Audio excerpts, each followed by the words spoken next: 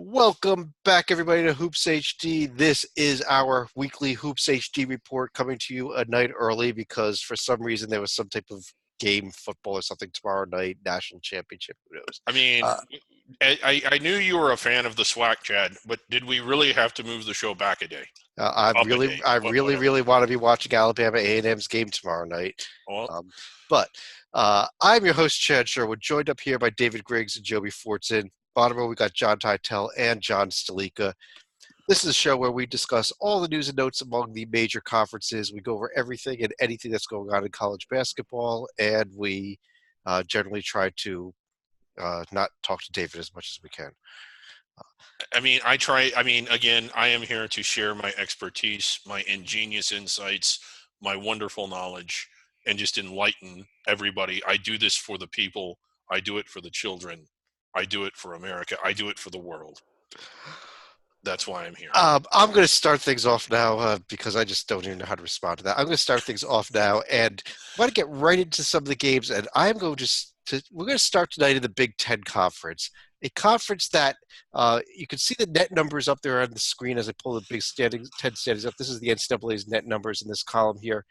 With what happened today, I would not be shocked at all tomorrow morning to see 12 teams from a single conference in the top 40 in the NCAA's metric. Joby, you're our numbers guy and our ratings guy. How insane is that? It is quite insane. That means, and top 40 isn't as big as, isn't the demarcation point that like top 50 and top 30 are. But it still is just amazing. And what it does is, except for Nebraska and Northwestern, you lose to any team. It doesn't matter if it's Michigan State preseason number 1 or Rutgers afterthought, which is now in the top 40. You are going to have a loss that doesn't matter, or a win that is tier 1, or if it's if it's at home, tier 2, if it's to one of the guys in the 30s. That's amazing. That means these paper resumes are going to be just loaded. I mean, there's 20 games here, guys. And let's say you play Nebraska and Northwestern twice, worst case scenario. 16 tier 1-ish or very high tier 2 games. You go 8-8 in those remaining 6 games. You have 8 tier 1 wins. That's insane. To go 8-8.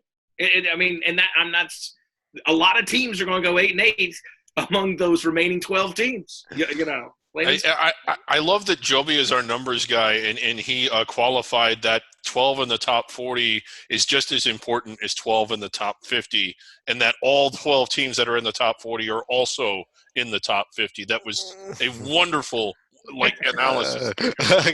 But let's talk about what actually happened on the court for some of these games,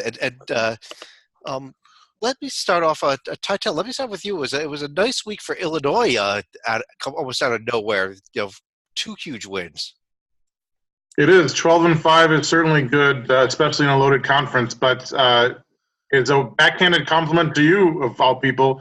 I think that as impressive as it is to go and win in Madison, to beat a tier 1 Rutgers team by 3 at home, that's like an amazing win for their resume, which I love. 3 December losses by a combined 10 points. They were this close, having a very great season. It could bite them in the butt. They should be okay. You got Northwestern next Saturday, which should be a win. Then they get 8 straight teams in the top 35, with 5 of those 8 on the road. So tough times ahead, but not impossible. Terrible 3-point shooting team, bottom 30 in the nation, under 29%. Very young team, 2 sophomore, 1 freshman starter. So they should get better. The freshman, Kofi Coburn, amazing against the Scarlet Knights. 11 points, 17 boards, 2 blocks, 0 turnovers for the freshman. Mr. Stalika, let me bring you in here about the game that happened today.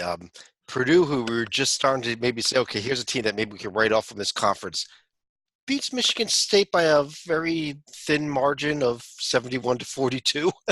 Yeah, just a thin margin. That was actually a school record low for Michigan State, since this was their worst loss as a top 10 team here by 29 points. I mean, Purdue, yes, they did have a win against Minnesota a week ago, but by the same token, they get blown out at Illinois. They have a tough overtime loss against Michigan, so it's easy to see where the Boilers are going off the radar, but the team, this might be our best ever 13th place team.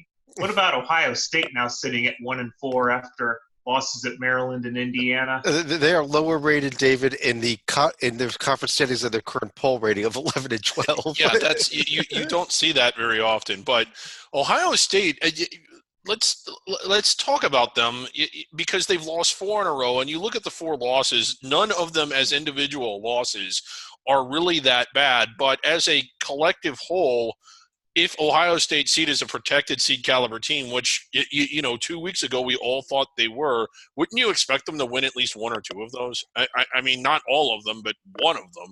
And it kind of makes you question how good is Ohio State. I'm starting to think that they're – what's that? I was going to say, just look at the metrics, though. I mean, the predictive metrics here are still top 10 in the nation. So but they're not beating top 10 teams. So, regardless of what the metric, and I'm starting to think, Chad, that maybe their win against North Carolina wasn't as good as we thought at the time. Joby, let me ask you about another team here. How about the Badgers? Real nice win at Penn State. The Badgers had that up and down week, but given the loss to Illinois at home, but this showed some resiliency. I want to give the Badgers a lot of credit here. After losing to Illinois, which we just have complimented, but let's face it, isn't the top. You don't think of as the top of the conference. They go to a very good Penn State team that I think we're all complimentary of, and that score of 58-49 does not indicate how much of a strong showing, in my opinion, Wisconsin had. Wisconsin they kind of floated. Are they in the field or not in the field? That Penn State win. It goes to what I started off talking about with the numbers. It is a great win, and what will be a differentiator in this conference is when you can go on the road and win, and you are collecting beautiful top-tier one type wins when you do it because of the strength and the depth of this conference. Wisconsin is the poster child, I think, for that, of how everything's working great numbers-wise for the Big Ten. And, wow, I don't know how many they're going to get at the end of the year, but double-digit bids is not an outrageous statement. There's cases that can be made for 12 teams, including Minnesota with their win today. Ty, let me ask you a quick question. I put Penn State up here on the left. Of all these teams we're talking about, this is the worst strength of schedule among these top Big Ten teams. They've lost back-to-back games now as well. I think 3 out of 4. Is there cause for concern with the Nittany Lions or no? Are you picking on a team who lost to Rutgers in a Tier 1 win? Come on, man. No, I mean, it's not their fault that, Georgetown is way over here instead of way up there, although obviously still Tier 1, but so far away from Tier 1A, it would be a Tier 1C win. If you're going to schedule Central Connecticut, then that's the price you pay, unfortunately. But, somebody's got to play Central Connecticut, and they're a bit of a home court hero with 9-1 at home. It's only going to get better, though. I think there's plenty of chances. Just to clarify, that's Penn State, not Central Connecticut. That's 9-1 at home.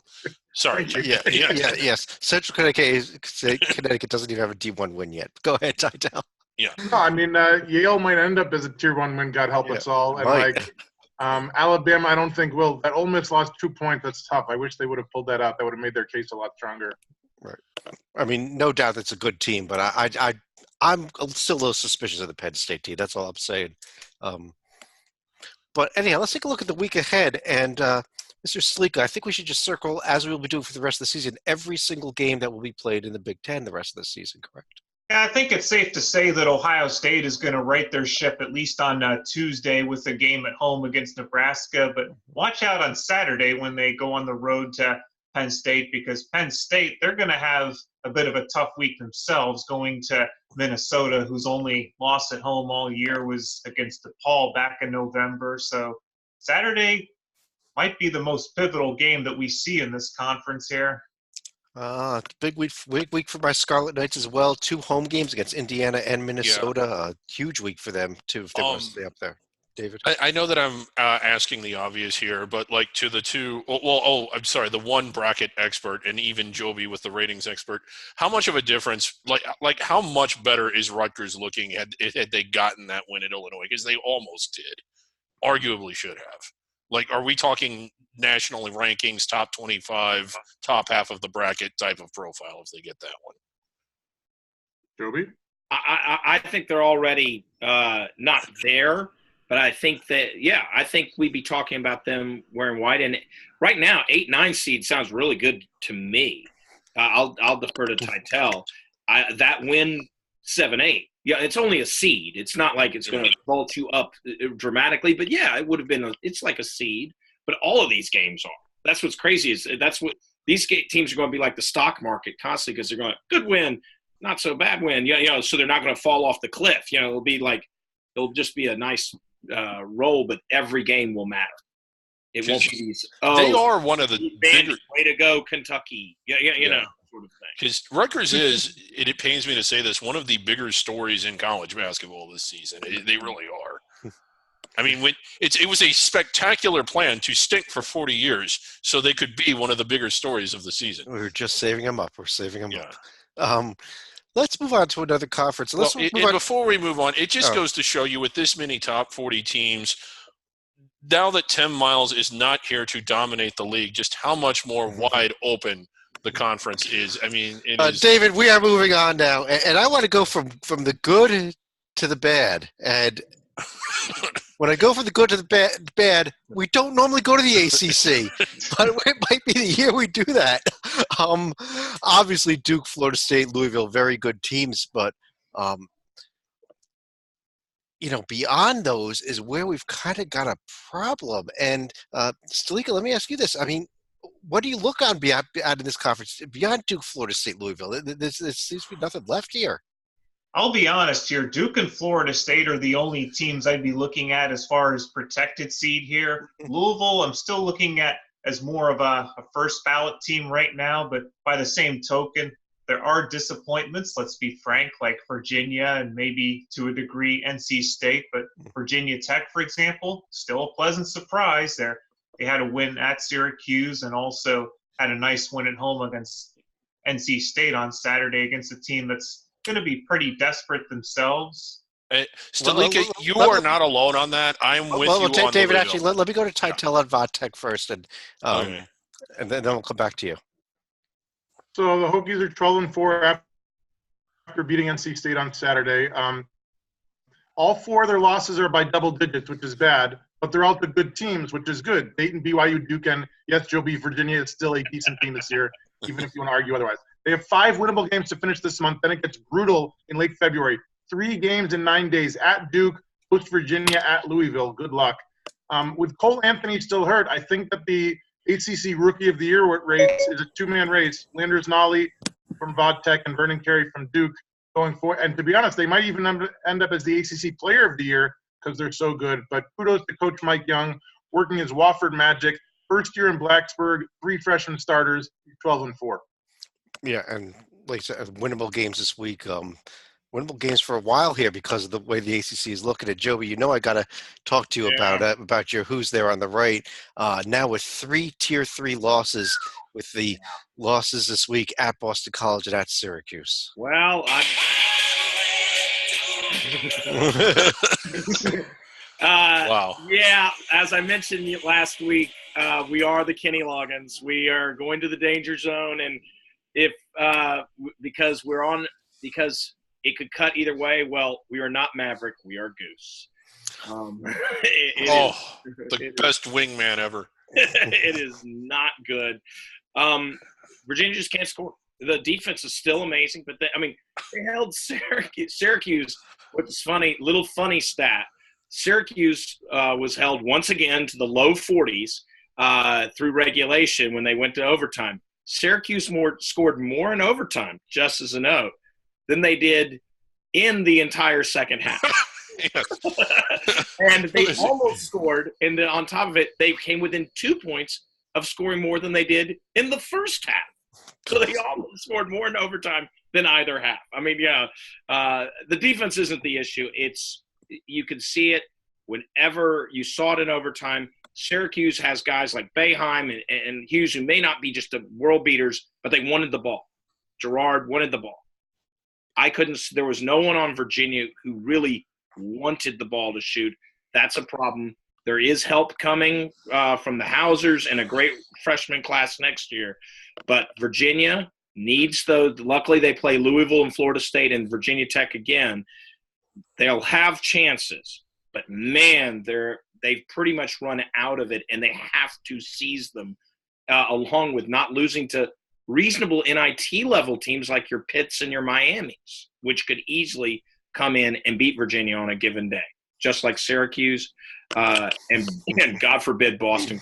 And here we have it. I mean, we almost start off as a joke here, but I think it's pretty, David, I mean, look at this, under 50 at Syracuse, the points against Maine, and now we just got to add into this here even. I mean, the list January 7th, losing a bye game at Boston College. Oh, my goodness. I mean, that's just – And David, I checked today, January 12th, 2020. Oh, yeah, he is. Sam Miles is available. And this is a coach that could take Virginia to a place that they haven't been to ever. I mean, to just such a level. David, let me go back in all serious now.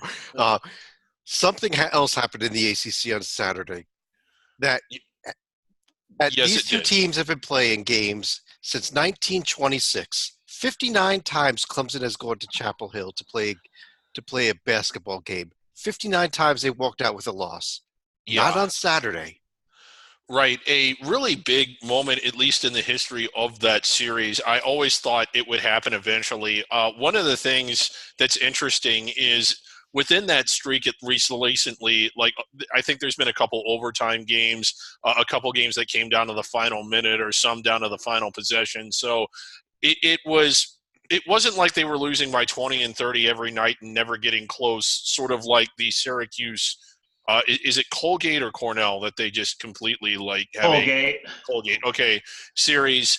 But I mean, they had never won there. I figured it would happen eventually, but when it did happen, I also figured that the stakes of the game would be somewhere above the level of NIT-ish, which is sort of what it was. So how spectacular was it really for a game that really didn't mean much? At least it doesn't look like it's going to now. Well, it was a huge win just for Clemson to get that. And probably the most important Clemson thing going on with the Clemson University this week as well. So, and they had to come from behind to win it, and again, it's just probably one of the biggest athletic achievements in the last 40 or 50 years. Well, I got to tell you, Clemson does have another big game coming up. The university is very excited for Tuesday night. They're going to be hosting Duke. But what about the rest of this upcoming schedule here? That Virginia-Florida State game, I think, is huge at this point. That's going to be one game to watch, and North Carolina is actually going to have a week to stew on that because their next game is not going to be till Saturday when they go to Pitt. And keep in mind, Pitt also blew a golden opportunity to actually get closer to the field themselves after losing at Miami tonight. But as far as the Panthers, they have been feisty at home. They do get Louisville on Tuesday night, so that may be worth watching as well. Oh, definitely. And of course, I think the game of the week is Louisville-Duke on Saturday. Titel, you got a prediction for that one? I'll go with Duke. They're looking pretty strong, and Louisville's been a bit shaky the past couple of weeks. I would also not sleep on – man, there's not a lot of good games. That's the game. They really are. I just wanted to echo that I'm with Stalika on Louisville. They just don't look that impressive. Let's turn over to a conference. Let's go from bad to good again, and let's go over to the Big East conference, where I think there's discussions that can be had about all 10 teams in this league just because of what Providence has been doing. It would have been even huge if they could have pulled out the win against Butler. But Titel, let me start with that. How about these Friars that were completely dead heading into the month of January? I mean, they lost to my Quakers at home, for God's sake, and then they were 6-6 after falling to Florida and Brooklyn last month by 32 points, and then somehow they win 4 straight games against top 75 teams before losing to a top 5 Butler team last Friday. And the reward, they have 14 conference games left, each of them against top 80 teams. Brutal stretch starting later this month at Seton Hall, host Villanova at Butler. Good news, Coach Ed Cooley does have a veteran team, 4 senior starters. But when you get a loss to Long Beach State on your resume, Joby, I'm guessing the bubble's not going to be too kind to Providence. Oh, and they're doing everything they can, but the problem Providence has is not compiling the great record out of conference. That plain and simple. You've got to win those games like against your Quakers. You can't afford that. You got to beat Rhode Island. You can't afford that long term. Even though out of conference, that they do have the nice Texas win, or at least an NIT level win, with Texas.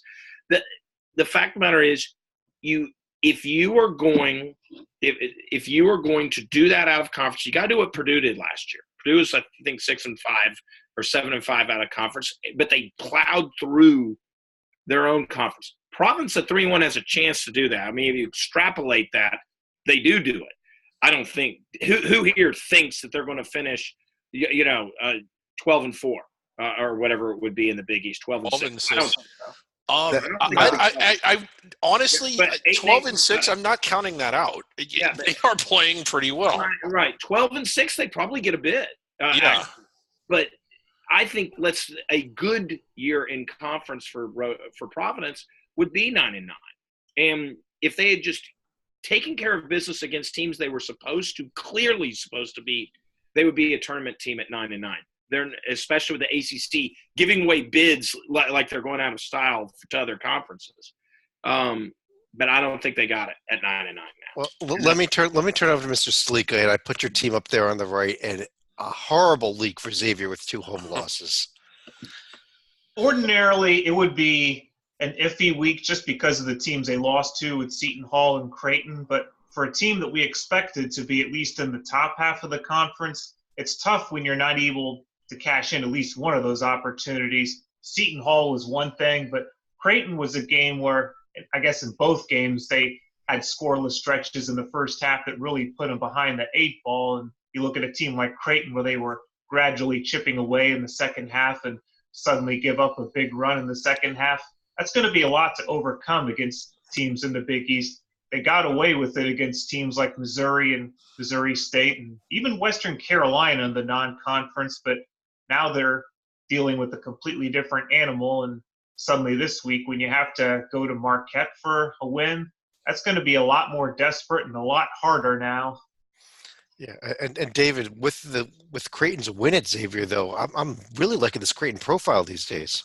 I'm really starting to look to like Creighton as well. I mean, Texas Tech, who is bubble-ish, but at least to beat them away from home, and Xavier and Arizona State. So while they still don't have the this top 25 caliber win, I know Texas Tech's in the rankings, but I think that they're on their way out of them.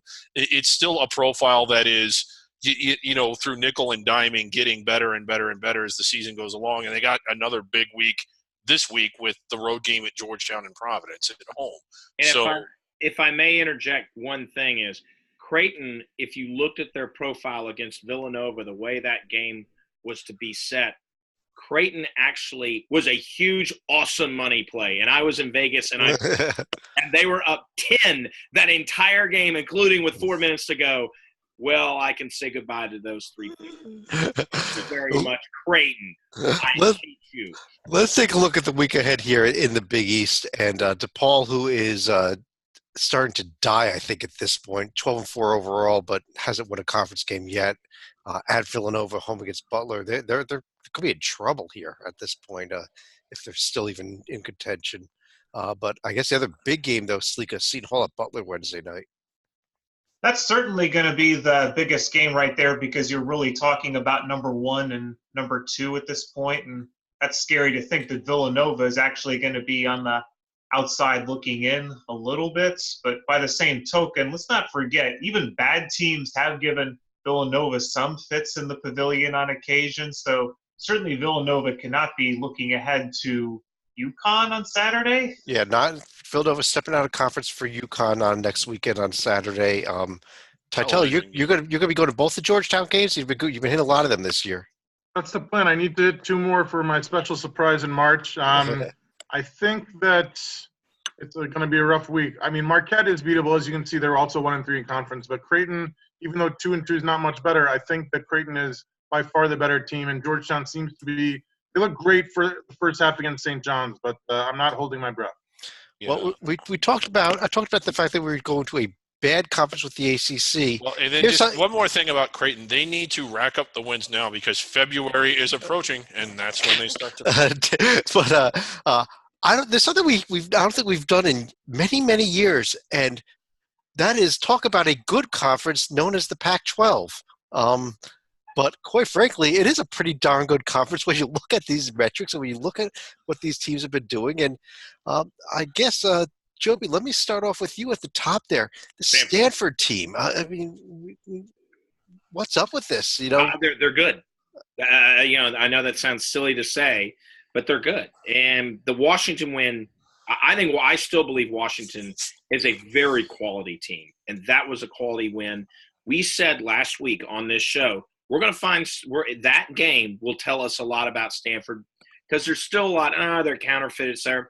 I think the Washington game proves that they're not counterfeit. I'm not saying that they are, a protected seed, but I think that they are the real deal in terms of their capabilities and their abilities to be in the tournament and wear white this year. But I think the other problem with Washington now is we have to start evaluating them post-Quad A Green because, sure, losing to Stanford is one thing, but losing at Cal on the flip end of the Bay Area road trip, that is not a good development for the Huskies. Yeah, it was a bad week for Washington, David. Yeah, losing a key player, I believe, for the season. Although they said he might be back after the conference tournament. He could technically play in the NCAA tournament, but you got to get into the NCAA tournament to play in the NCAA tournament. And they are not. I mean, I know that we only have 2 games to look at them by, but they are not the same. I get what Joby's saying. Their paper probably still looks pretty good, but their team does not. They are probably in for a rough go of it. You kind of hate it for the team, the coaches, the fans, everybody that they're in that situation. But I don't think Washington is what they were even a week ago. I still like a team that I do like, obviously Oregon, but I'm still big on the Buffs. Yeah, I agree with you on the Buffs. And another team that I tried to bring a little attention to when we did our bracket rundown show last Thursday, Titel, they came up with it was only at UCLA, but it was a road win on yesterday. How about Andy Enfield's squad there? How about him? I think the reason you didn't get more traction, Chad, is a couple of things. One, their rankings are all over the place. A lot of rankings, including Joby's in the 20s, but the net is atrocious, 67. The record is great, 13-3. They beat UCLA, their in-city rival on Saturday. They have 3 losses, 2 Temple at home, Marquette in Florida, and at Washington, by a combined 63 points. So when they lose, they lose big, but they don't. Yeah, they don't mess around when they lose. A loss is a loss, though. It doesn't matter if it's 1 or 30. It's still a loss, right? They are getting helped by LSU's resurgence, though, because that is a big deal. If LSU remained what LSU was doing, their profile would look a lot worse. Because I don't know if TCU's what you want to ride your entire profile. Well, certainly don't. Go ahead, Titel. You certainly don't want to ride with LSU. Coach Enfield is a very young team with 2 freshman starters, but he's got great size, which is why his interior defense is top 20 in the nation, allowing under 43% from inside the arc. Great size. 6'9" Onyeka Okongwu and 6'11" Nick Rakocevic in the starting 5. 6'10" Isaiah Mobley off the bench, and his 7-foot brother Evan, the number 1 pick, the number 1 recruit in the nation, is coming in next year. The X factor, ironically, is not a tall guy. Senior guard Jonah Matthews. When they lose those 3 games, he averages 6 a game. In the 13 wins, he averages more than double that, 13 points a game. As Matthews goes, so go the Trojans. The other game I guess we should briefly mention here, Stalika, Oregon. What they did in their 2 games, I guess, they got a pair of wins, very nice wins at home over Arizona and Arizona State. Arizona gave a heck of a game Thursday night, though. Yeah, that was certainly a bit of, shall we say, survival mode where the Wildcats certainly had their chances in the closing seconds to take out Oregon, but they missed that opportunity as far as big wins go. And as we record this, they have not played Oregon State yet, so obviously the Wildcats would be well advised not to go over in this current road trip here. Yeah, that's a big win for them tonight, just to get that first road win on the resume. Coming up in a few minutes here, which is it's not loaded on the screen, but it should be there in a second now.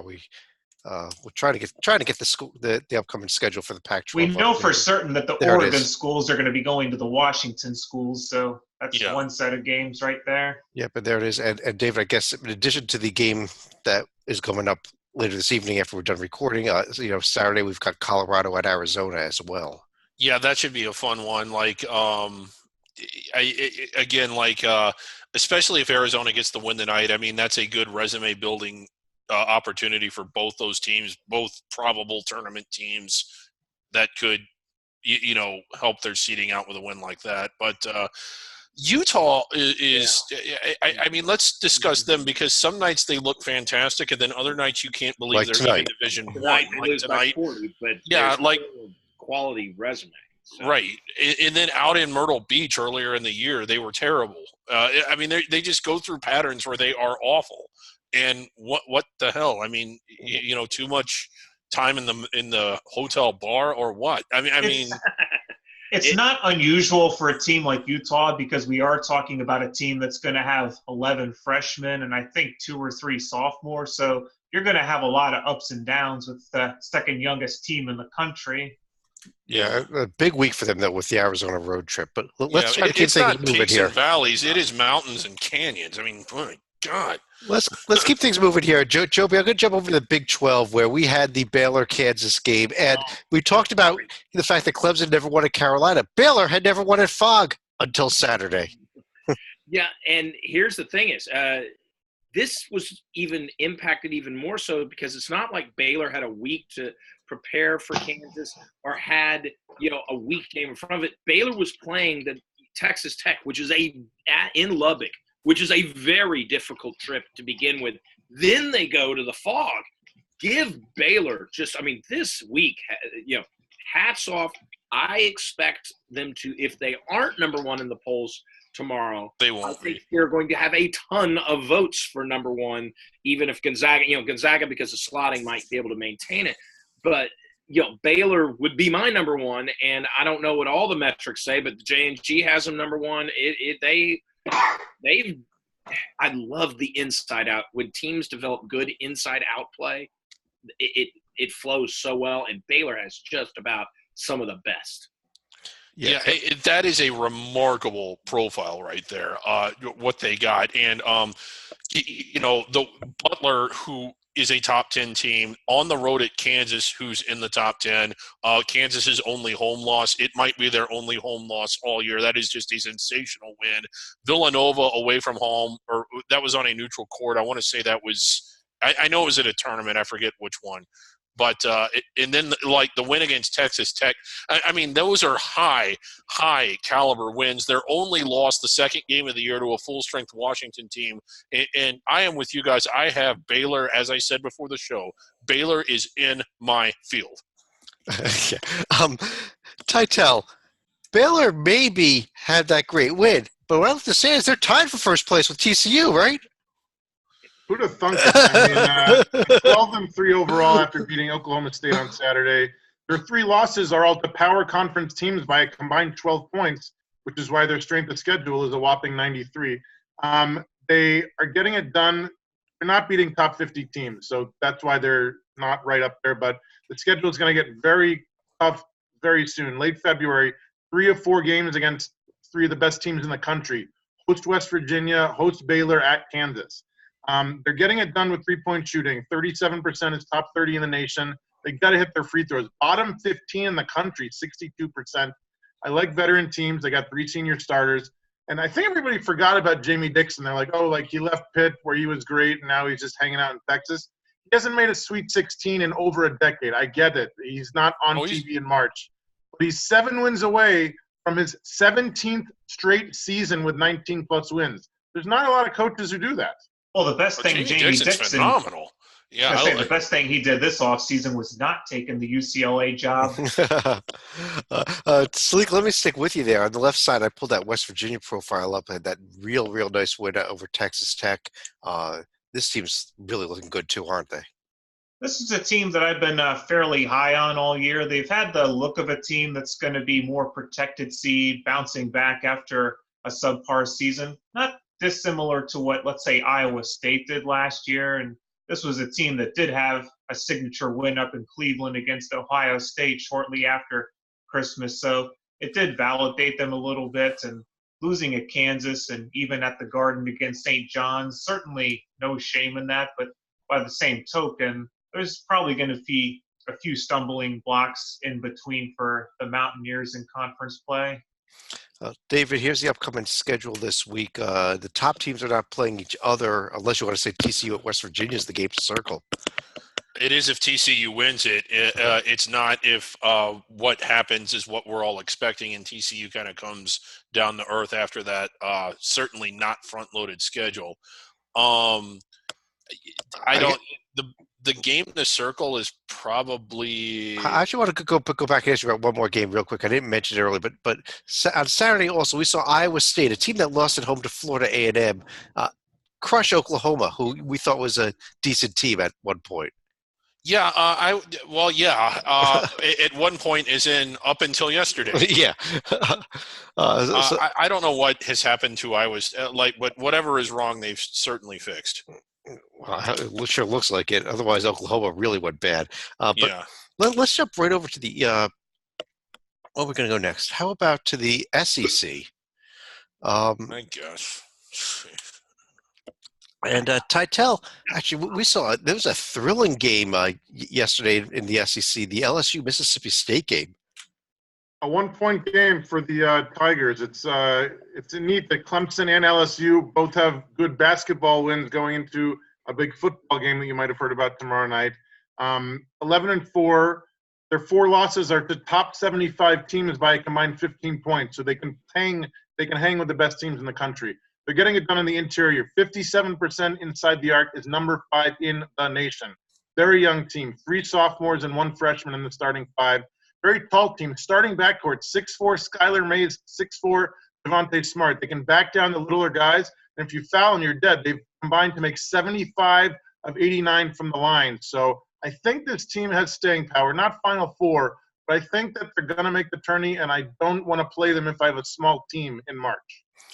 Yeah, and David, 2 teams had very strong weeks with the 2 teams at the top there. The Auburn and Kentucky both pick up a pair of wins, both beating Georgia, in fact, who had been playing really well heading into the week. Yeah, Auburn looking really good. I've been kind of knocking their profile a little bit because they just don't have the Tier 1 wins, and there have been times that they haven't really looked like a protected seed or a top 15. Like they've had to sweat out some wins at home against bubblish teams or even NIT teams, but really – eye test wise looking great over the weekend, and I thought Kentucky was really good with that win at Georgia.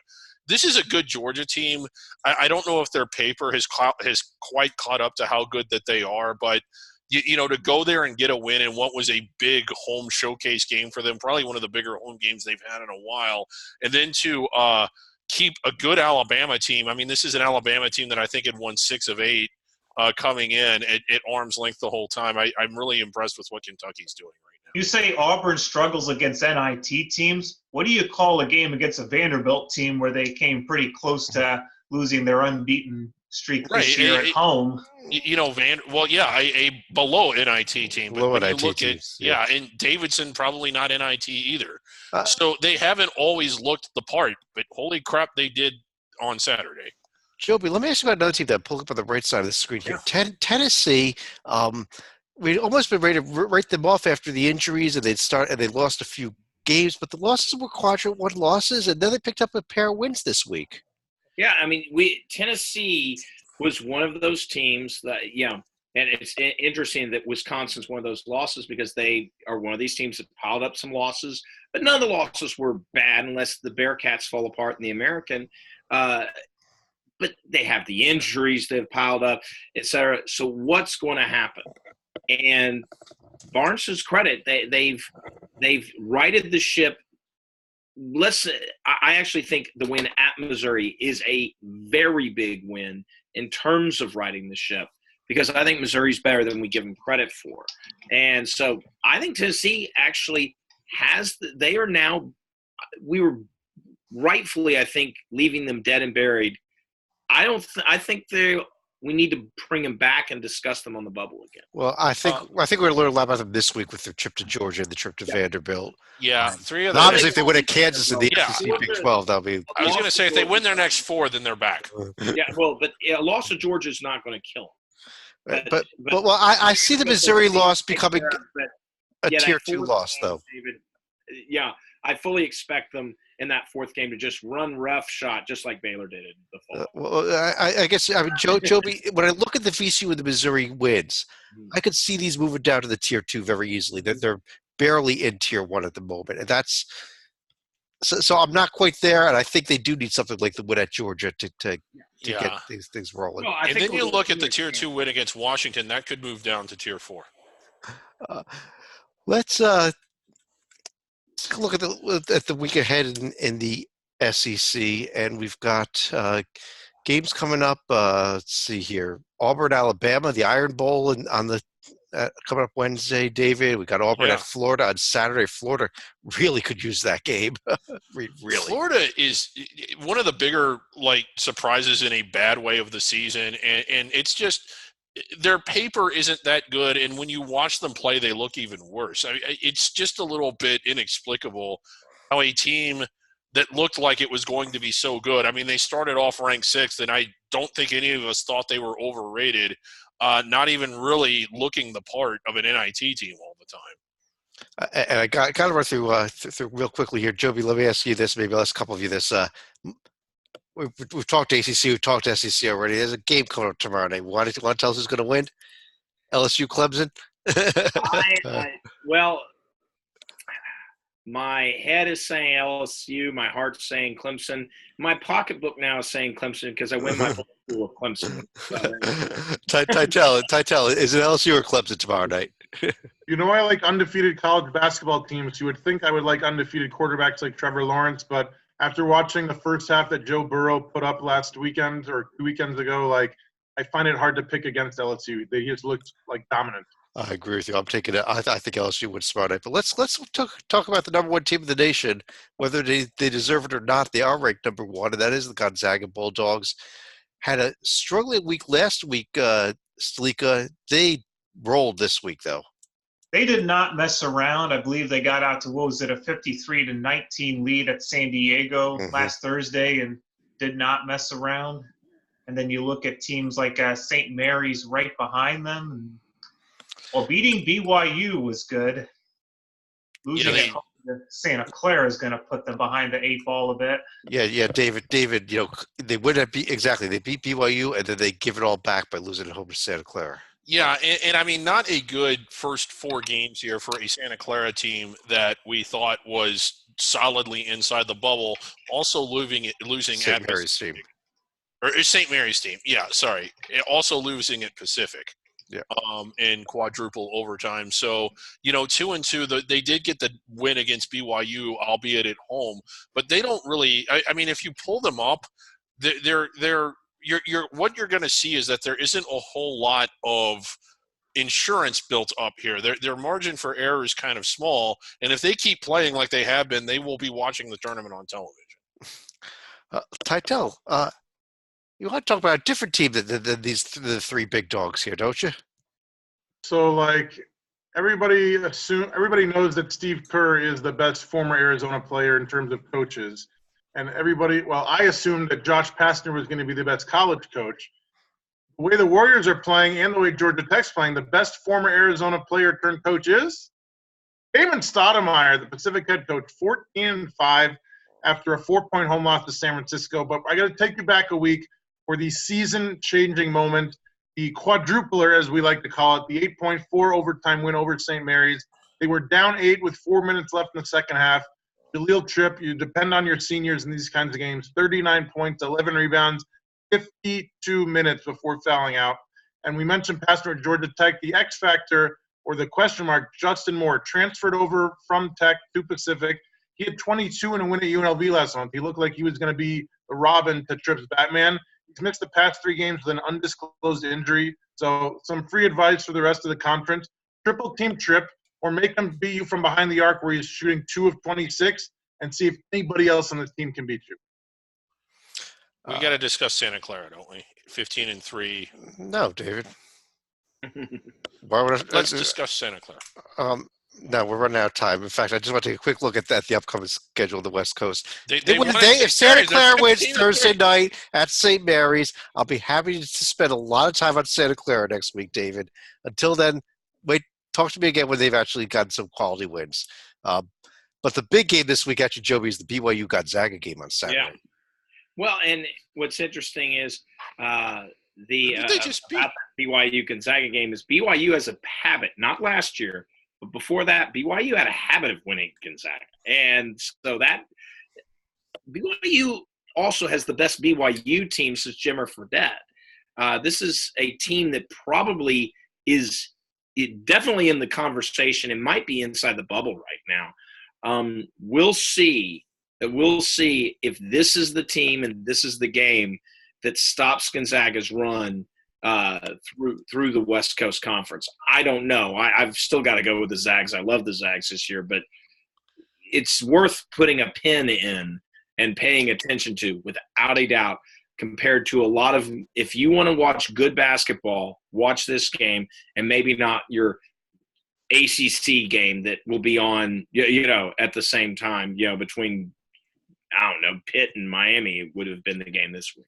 But we do have another incredible stat as it relates to Gonzaga with their win at LMU. That they have now won 38 consecutive road games in West Coast Conference play. I can't think of any other power team that's even comes close to that. That is ridiculous. Yeah. I did put BYU's schedule up there on the left. On the right side is Santa Clara. They've won at St. Mary's and did absolutely nothing else, David. So, again, talk to me next week. Well, yeah, you Let's said to move talk on. to you after they beat St. Mary's. They beat St. Mary's. I'm here to talk about it. Now you're telling me to wait till next week. What do you want, Chad? I want to go over to the American Athletic Conference. I was going to go to you first, David, but instead, Salika, Wichita State had picked up a couple more wins. They beat Memphis and picked up a road win at UConn today. Yeah, it was certainly a game of survival where they had to go through double overtime to get the win at UConn, but it is going to be a nice test of character, and that's also coming off of a win at home against Memphis where it was a little more decisive than the 9-point margin that's listed on there. And we saw yesterday was kind of the upset day, Joby. SMU, who I didn't think was for real despite the record, loses to East Carolina, who is pathetically bad. But then Houston, a real bad loss to Tulsa. Yes. Yeah, inexplicable. The ghost of Frank Haith. Oh, my goodness. Houston, I wasn't a believer in Houston before that game, and I guess I was I guess it came through as evidenced in that. I mean, it's a road game against a team that's slightly worse than you is what we found out, as opposed to a team way worse than you. I think Houston is going to pick up a few more of those. I think those coach and AP votes that you see on the far right of their profile are going to disappear and maybe never return. And I doubt that we will see them even discussed on the bubble when the time comes. Really? Yeah. Houston is I mean, they've had so many close losses in what were winnable games. They've done some good things, but they, like Joby said, I mean, they've just shown up in what we used to call clusings, what we don't call them at anymore. But yeah, they've got a couple of those. Well, Titel, it was a good week for Cincinnati, but is it too little, too late? Possibly. As you can tell, when you're 10-6 overall and 3-1 in conference, that means you won exactly 7 non-conference games. Usually not the mark of a good team, but when you're second in a decent conference ahead of teams like Memphis and Houston, then you're in the conversation. Beating UCF on the road, blah. Bad losses to Colgate at home and at Tulane, terrible. But each of their 6 losses are by single digits, so not ready to give up just yet.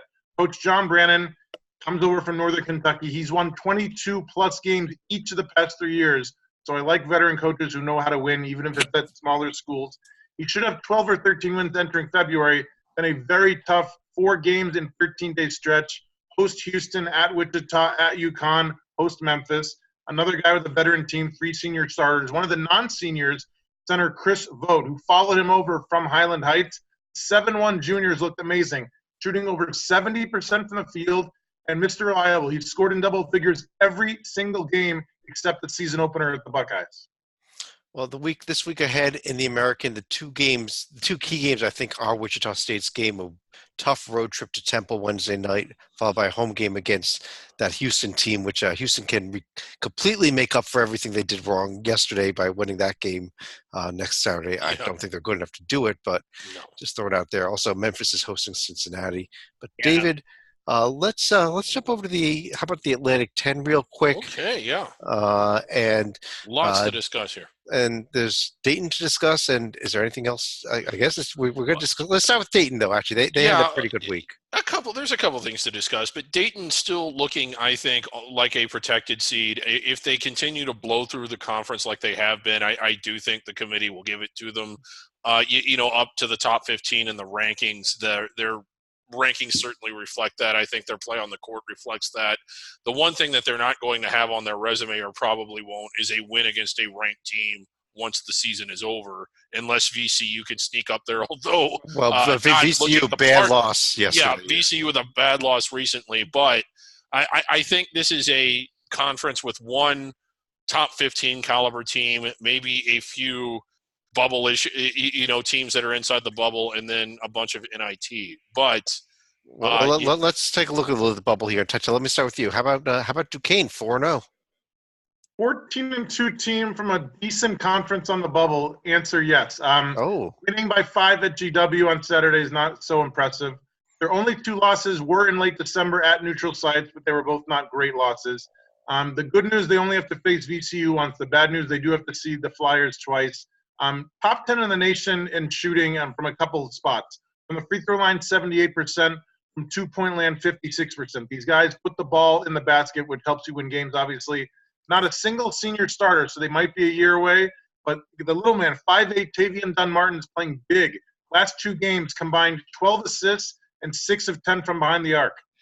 Let me ask you this, Titel or Joby. Don't they need games against Dayton and VCU to shore up their profile? Because as bloated as that record is, and as amazing it is that Duquesne can be 14-2 against anyone, there's no NIT opponents on this schedule, much less NCAA teams. And I think if I'm a committee member looking at this, you're going to say, well, yeah, but they beat St. Louis at home, and they beat St. Louis at home. Well, the game at St. Louis is going to be big because I actually think St. Louis, not Duquesne, is the team you should be talking about because I intended to discuss them as well. They had a very good week. Look at the resume metrics for St. Louis, and J&G is one of them, but also KPI and strength of record and net.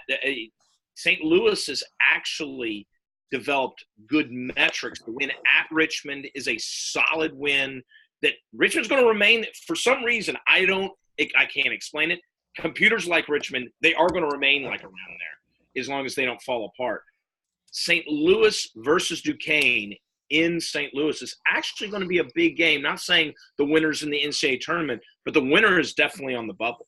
Yeah. Well, when it comes to Richmond, it's that Wisconsin win on a neutral court. That and Stalika, when you look at this other group of teams here, do we have a bubble team? Dayton, St. Bonaventure, St. Louis, Richmond, VCU. I mean, are we going to get one of them up there, or are they just going to kind of knock each other off?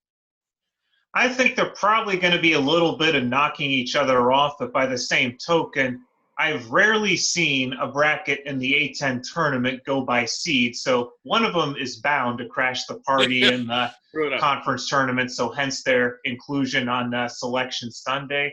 But you know which game we have to highlight this week, and that's going to be Friday. Yeah, it's a big Arch Baron Cup.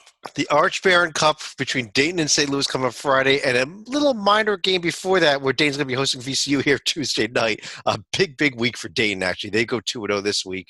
It's cruise control the rest of the way. I think possibly. So, and I think they do go 2-0. I mean, this is a for real Dayton team. You kind of wish that they had some tougher tests between now and the NCAA tournament just to kind of see how good they actually are, but this Dayton team is great. Well, let's move over to one last conference to discuss for the night. It is the Mountain West. And of course, when we're talking about the Mountain West, it is brought to you by the ConExpo AGG 2020, March 10th through 14th in Las Vegas, Nevada. Register now at ConExpoConAGG.com. If you are looking for heavy machinery, this is the place you need to be. Forget conference tournaments. Be there. We're going to register, if not this week. We are going to register for this. But at the top of the Mountain West, David, we have the San Diego State team, one of two remaining undefeated teams, and they kind of rolled this week, taking care of always a tough trip to Wyoming and rolling over Boise as well. What I would like to do is shuffle up, is take the Mountain West, the West Coast, and the Atlantic 10 and create sort of a conference of good teams out of that and include San Diego State and Gonzaga and maybe St. Mary's and maybe Santa Clara, who beat St. Mary's and who you said we could discuss this week, but who we didn't. But there's nobody in this league. I know New Mexico 15-3. That's kind of impressive, but they're doing it against a sub 200 overall strength of schedule. And when you look at the individual teams they've played, you got to figure that there's 100 teams that would be 15-3 against that schedule. Nobody else is even remotely good, and that includes the Utah State team that we were so big on to start the year. They lost to Air Force. This is just not a good Utah State team, and I honestly think they're out of strikes. Simply because who else can they beat to really turn it around? Well, Utah State can still be like the NCAA tournament. They just got to win an auto bid. Titel, anybody else worth discussing in this league? You would think not a 99 UNLV team, but the fact that they are 4-1, tied for second best in the conference, warrants a solid 20 seconds for me. So they had a 9-point overtime win at a horrific Wyoming 0-6 team. So not great. But San Diego State is within reach, which I didn't think was possible. Coach T.J. Otzelberger did not have a single overtime game last year in the Dakotas. He's already seen 5 overtime games in 2 months with the Rebels. His blood pressure must be going off the charts. It's also at the Douglas lineup. Only one guy, Mbake Jong, has started every single game. One reliable piece off the bench, super sub Bryce Hamilton, scoreless against Robert Morris last month, 17 points a game off the bench in his past 5 games. So when you're shuffling lineups, it's good to have a guy coming off the bench who can provide you instant offense. We talk about a team like Utah State running out of strikes. What about Carlton Bragg at New Mexico, who apparently gets arrested in the middle of the night? I think for DWI, how many lives is this guy going to have with New Mexico here? Well, it would be dangerous you don't want to walk home at night when you're in that condition. Jeez. Yeah, no, we are not promoting driving while intoxicated, people. Do not do it. Upcoming week in the Mountain West, there's only 2 games worth watching. It's going to be San Diego State's game at Fresno on Tuesday, their home game against Nevada on Saturday. Other than that, we're going to go ahead and get rid of this thing here entirely and get to final thoughts here. And Joby, you want to start us out with some final thoughts? Yes. I cannot believe that we are seeing, and I hinted at this already, the ACC is handing out bids left and right because this was a conference that I think all of us in our preseason expectations said somewhere in the neighborhood of 7, on average. Maybe some said 6, and some have said 8. We're looking at 3 or 4. 3, most likely. 4 if a team like Virginia Tech or Virginia comes up and finishes the job later. Those 3 bids are going to places like the Big Ten, the Pac-12, and the Big East. That is it. Often when we see these conferences do well, we say, well, where are the bids going to come from? Somebody's going to bleed them. The ACC, and to a lesser extent, the Big 12 from what they usually do is down. Those are going to be the losers, along with, though the SEC is doing what we expected. They are only a 4 bid or so league. There are going to be spots to get those 10 tournament teams in the Big 10. There are enough spots, especially since we don't have, unless Stephen F. Austin, Northern Iowa, Liberty, they don't have any room to spare. If they get 1 loss in the tournament, maybe they can still go. there aren't a lot of one league bids. So I think that the numbers do bear out that you could see the Big East with the commanding number and the Big Ten with a commanding number way above their percentages. Yes, Stephen F. Austin, Northern Iowa, Liberty, East Tennessee State, I think is another name that you got to keep an eye on.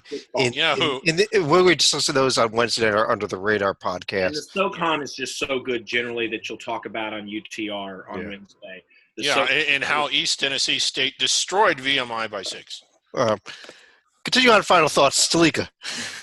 There is going to be historical precedent for what Joby was talking about. Let's go back to 2011 when the Big East actually had, I think it was 11 out of a possible 16 teams. So you're looking at just under 70%. That may be a byproduct of, let's say, half of their non-conference games being bye games, which they actually won for the most part, except for teams like Nebraska and Northwestern. But if you get 12 out of 14, we're talking, I want to say, about 83%. But don't just write that off against bye games. They're also winning conference challenges against the Big East as well as the ACC. So definitely the foundation has been laid. I don't think it's going to be 12, but I don't think 10 or 11 is going to be out of the question for this league. We're going for 12. We're doing it. And then we're going to have Nebraska win the conference tournament and get 13. Yeah. Titel. I can't follow that. That was fantastic. I'm going to give you a bi-coastal final thought. My West Coast is for the Aztecs. They're currently 17-0 with 12 regular season games remaining. They are favored to win each of those 12 by 6 points at a minimum. Undefeated season is actually in play, especially with Utah State fading and the fact that they beat them on their court already. My East Coast final thought, we mentioned the Clemson big win yesterday. They might have another one coming up tomorrow. I don't know which is bigger because a national championship and back-to-back undefeated seasons is great, but beating Carolina, I think, in a weird way, is the bigger win in the greatest sports weekend in Clemson history. That's a 59-year event, not a 2-year event, right? Right, yeah. I mean, they won the national title last year. I mean, they win that all the time. They pretty much do. David, you want to finish the show off? Yeah, it seems to me that, like, you're not really respected as an elite Hall of Fame level coach until you make a Final Four or win it all, or at least make a Final Four. But you have to look at what Scott Drew has done at Baylor. They are a fixture program now. They're always in the rankings. They're always in the tournament. Prior to his arrival, I don't think they'd been in the tournament for 50 years. I don't think they'd been ranked. And on top of that, when he got there, the program was not just blown up. It was a dumpster fire, like, squared. They were coming off of a heinous, of just like that horrible thing. There's a movie about it, the campus murders. And on top of that, they were never good. And for him, I know that I'm piggybacking off of their big win at Kansas, but for him to have them where they are now, not just this year, but consistently year after year after year, this is a program that competes for protected seeds, national rankings, NCAA tournaments, and I believe that's been to 2 Elite Eights. He's one of the best coaches in the country. I don't think that, as much as he's appreciated, I don't think he's appreciated enough. No one has taken a program with absolutely no history and that was in that kind of shambles and made them as good as consistently as he's made Baylor. Well, I guess on that note, I do want to thank everyone for joining us.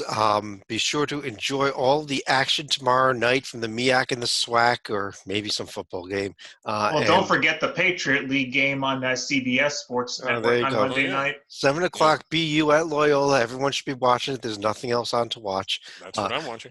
On behalf of Joby Fortson, David Griggs, John Titel, and John Slika, I'm Chad Sherwood. We'll be back again later this week with an Under the Radar and a bracket rundown, so keep an eye on the website. We'll talk to you real soon.